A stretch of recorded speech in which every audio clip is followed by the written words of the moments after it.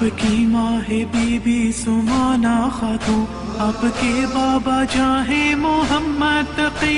तुमने 6 साल की उम्र में पाई थी जिम्मेदारी इमामत की और आल की। तू है शहजादा ए दो जहां, रंज की है तेरी दास्तां।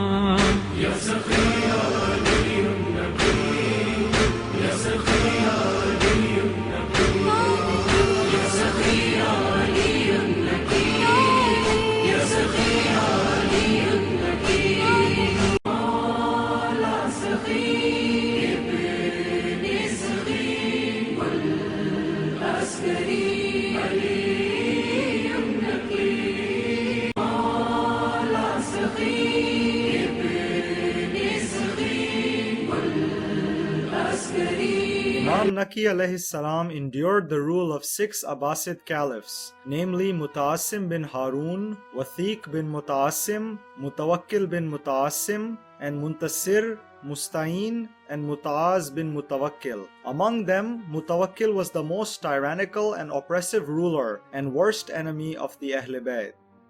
Al-Mutawakkil tried his best to harm Imam Naqi alayhi salam. One of his first acts was to manage the young man's life and beliefs. The Caliph asked a famous scholar and poet, who was also the enemy of the Ali Bayt, Ubaidullah Junaidi, for the Imam's tutorage.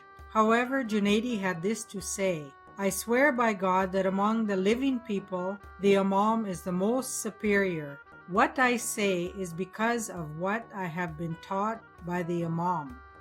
Mutawakkil's next evil deed was to send many cruel enemies of the Ahl Bayt, such as Zurafa and Sa'id, to torture the Imam. But having seen the Imam's devotion to Allah in the most miserable environment of the prison, the guards said the Imam seemed to be an angel in human garb.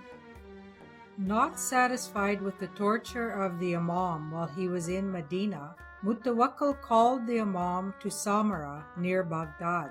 As if leaving the ancestral city was not painful enough, Mutawakkil further tried to disgrace the Imam by locating him in the shoddiest neighborhood. Mutawakkil knew that the people were ready to do anything that their Imam commanded. So on any suspicion, he ordered raids on the Imam's quarter, and each time his soldiers found the Imam alone, wearing simple clothes, and sitting on the bare ground praying or reciting the Quran. To humiliate the Imam further, Mutawakkil sent his soldiers in the middle of the night to arrest and bring the Imam to the palace. Mutawakkil, who was drinking heavily, asked the Imam to sit beside him and drink. The Imam declined firmly. Mutawakkil then insisted that the Imam must recite some poem. The Imam recited the following lines: Protected by valiant warriors, they passed the night on the summit of their mountains, but these mountains did not protect them. After all their power and pomp, they had to descend from their lofty fortresses to the custody of the tombs. Oh, what a dreadful change! Their graves had hardly received them when a voice was heard exclaiming, "Where are the thrones and the crowns and the robes of state? Where are now the faces of the delicate, which were shaded by veils and protected by curtains?" To this the tomb replied, "The worms are now reveling upon these faces. Long were these men eating and drinking, but now they are eaten by the worms in their turn." These words shocked many. The Imam was therefore not bothered for some time after this incident.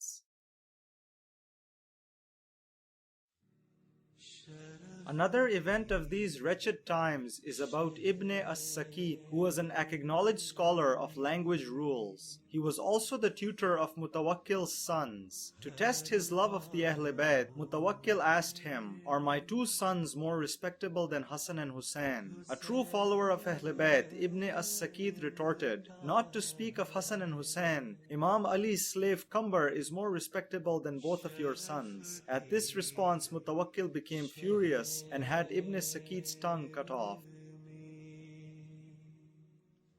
One of the most heinous crimes of Mutawakkil was the demolition of the grave of Imam Hussein in Karbala several times. He even wanted to dig up the Imam's body and burn it, but Mutawakkil failed in all his efforts. For example, he tried to flood the grave of Imam Hussein, but by a miracle, the river water encircled the grave and did not go over it.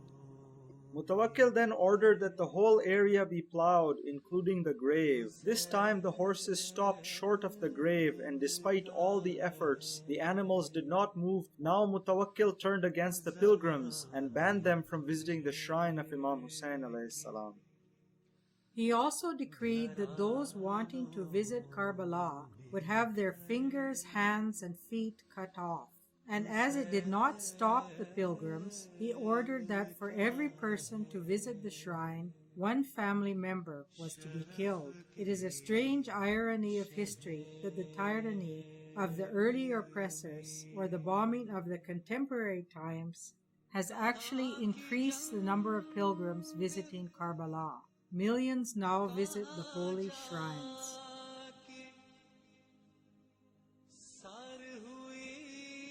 हर जर्रे में गलता हैं हजारों आफताब, खार की नब्जों में जारी है जहां खूने गुलाब, जिसके खारो खस में है खुशबू आले बूतराब।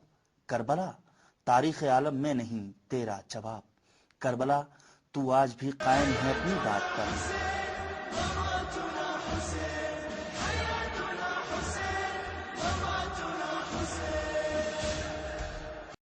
As for al-Mutawakkil, these deeds angered many Muslims. People wrote anti-Abbasid slogans on the walls, while poets who loved Ahl Bayt expressed their feelings in their poems.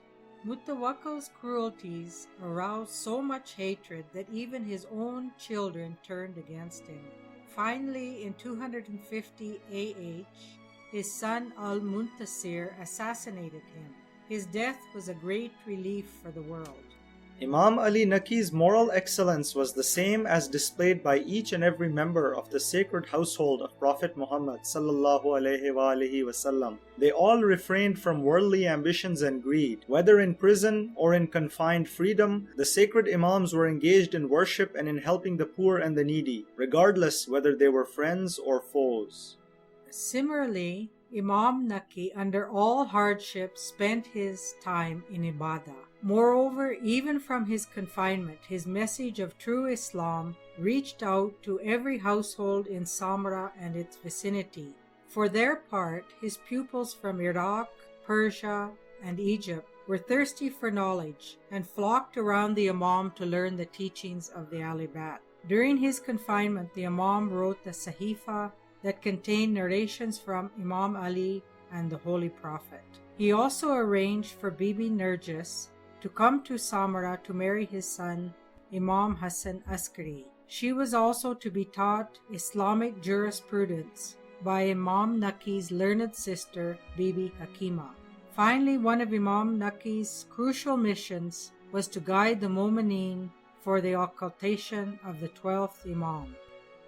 The Abbasids, like the Umayyads before them, knew that the Imams possessed limitless knowledge. Many times they had to ask the Imams for answers to questions raised by both Muslims and non-Muslims. Mutawakkil was no exception. Although he was full of venom for the Ahl Bayt, on many occasions he asked Imam Naqi alayhi salam for answers that he could not find himself or through his scholars. During al-Mutawakkil's rule, the Imam was asked to present himself for a number of debates with prominent scholars such as Yahya bin Akhtam. Yahya had been humiliated earlier in a debate with Imam Muhammad Taqi alayhi salam. During all such encounters, Imam Ali Naqi alayhi salam silenced those scholars, including Yahya bin Akhtam, through his divine knowledge.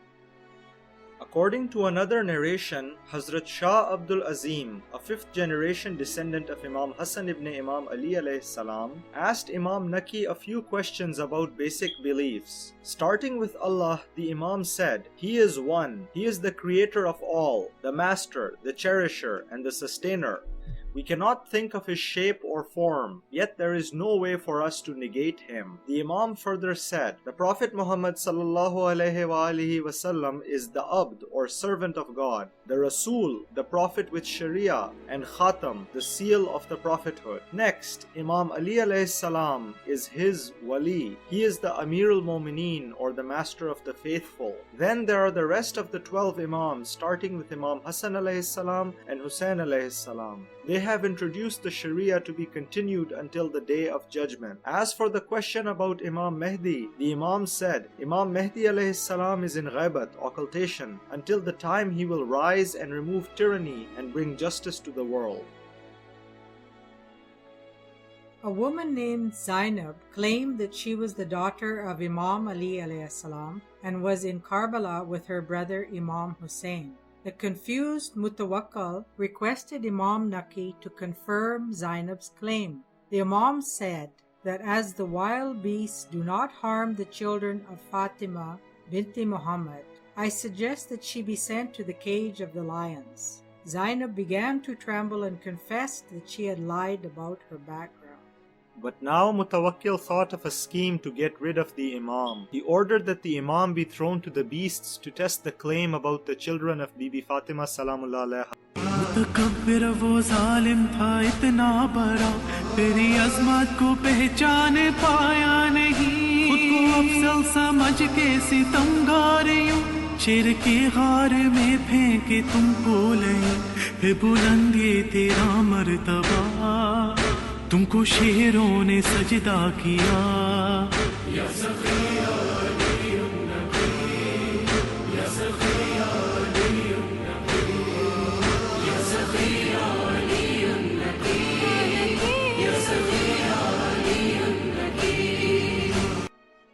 Once Mutawakkil asked a visiting Hindu magician to play some trick to embarrass Imam Naqi. The magician requested Mutawakkil to invite the Imam for meals. As dining started and the Imam lifted a piece of bread, it fell down from his hands. This happened a few times while those present started laughing. The Imam understood the mischief.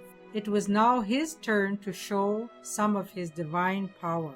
He looked at a picture of a lion on the wall and ordered it to come to life. The lion came to life and swallowed the magician. The Caliph and all the rest were petrified and begged the Imam to spare their lives. Once during the rule of Al-Wathiq, a friend of the Imam came to visit him in Medina. The Imam asked about the condition of the Caliph. The man replied that when he was leaving Iraq, the Caliph was fine, while Al-Mutawakkil was in prison and Ibn Zayyat had been famous among the people. Imam Ali Naqi alayhi salam, after a moment's silence, said, "O my friend, be aware that Wathiq has passed away and Mutawakkil has succeeded him, and Ibn Zayyat has been slain upon the behest of Mutawakkil." On his return, the man found that indeed every word that the Imam had told him was true. In order to disgrace Imam Naqi, once a sycophant instigated Mutawakkil to order his officials not to show protocol, such as holding the curtains or opening the doors when the Imam visited.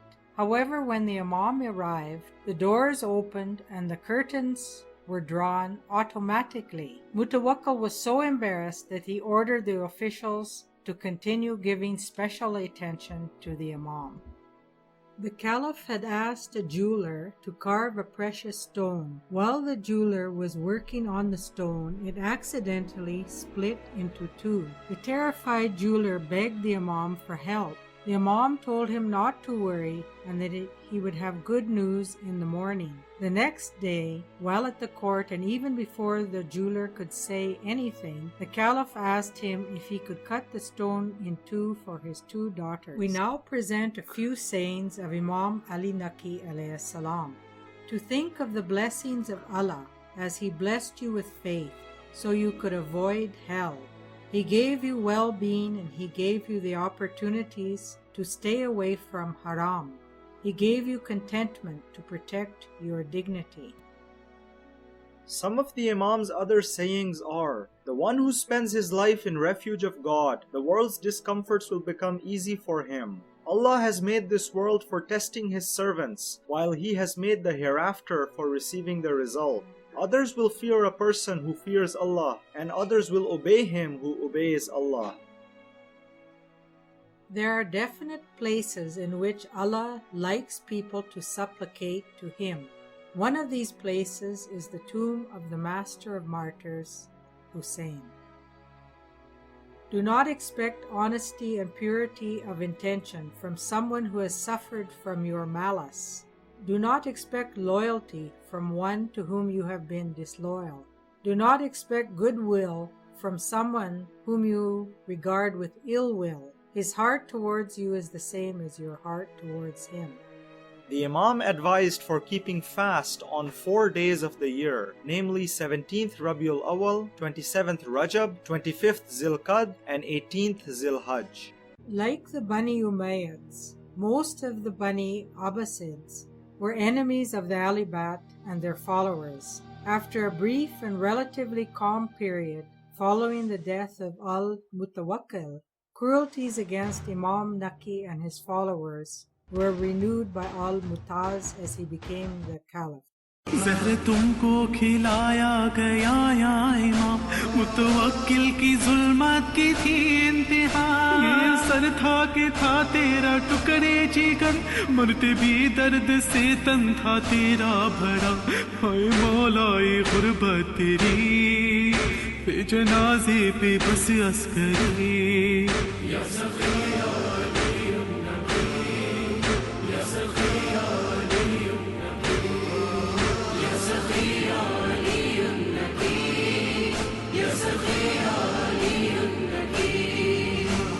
रहलत सुकून भी हुआ ना नसीब, जालिमों ने किया मुनहदिम सामरा।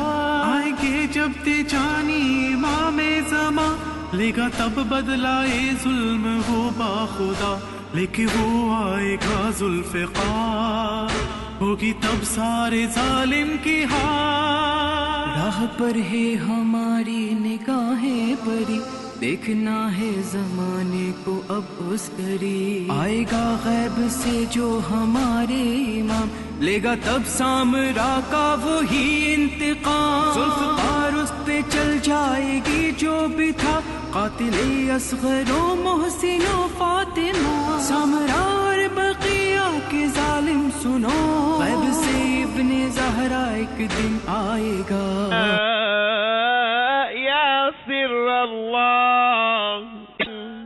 علي ابن محمد الزكي الراشد النور الثاقب ورحمة الله وبركاته. السلام عليك يا سفي الله، السلام عليك يا سر الله، السلام عليك يا حبل الله، السلام عليك يا آل الله.